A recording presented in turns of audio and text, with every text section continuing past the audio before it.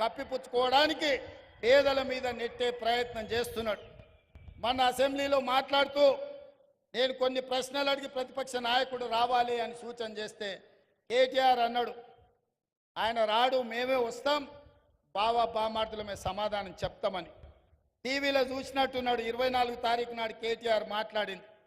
25 తారీఖు నాడు పొద్దున్నే 12 గంటలకు అసెంబ్లీ ఉంటే 11:30కి వచ్చి కూర్చున్నాడు కేసీఆర్.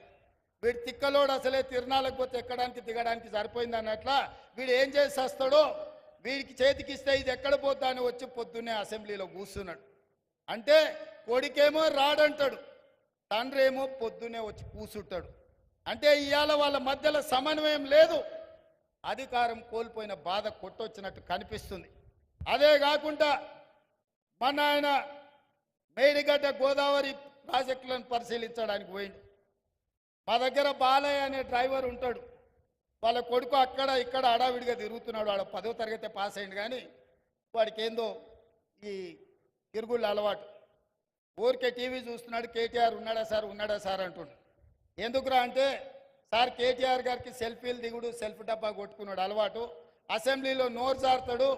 ఆడ మేడిగడ్డ గోదావరి జిల్లాల కాలు జారిండు అనుకో, అండ్లబడి కొట్టుకపోతే లేనిపోని పని అవుతుంది అన్నాడు.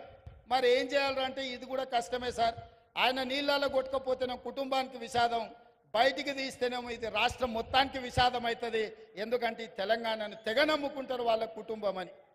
అందుకే ఈరోజు ఈ తెలంగాణ రాష్ట్రంలో ప్రజలని వంచినందుకు 2023లో ప్రభుత్వానికి రాకుండా ఓడగొట్టిండ్రు. బుద్ధి మారక, అహంకారం తగ్గక అల్పం మాటలు మాట్లాడుతుంటే పార్లమెంటులో గుండు 0 ఇచ్చిండ్రు టీఆర్ఎస్కు. ఇప్పటికి కూడా వాళ్ళ బుద్ధి మారలే.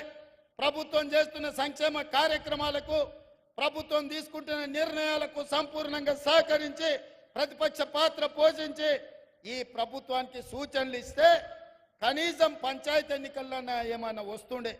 కానీ ఇప్పుడు పంచాయతీ ఎన్నికలలో కూడా వాళ్ళకు వచ్చే అవకాశం లేదు.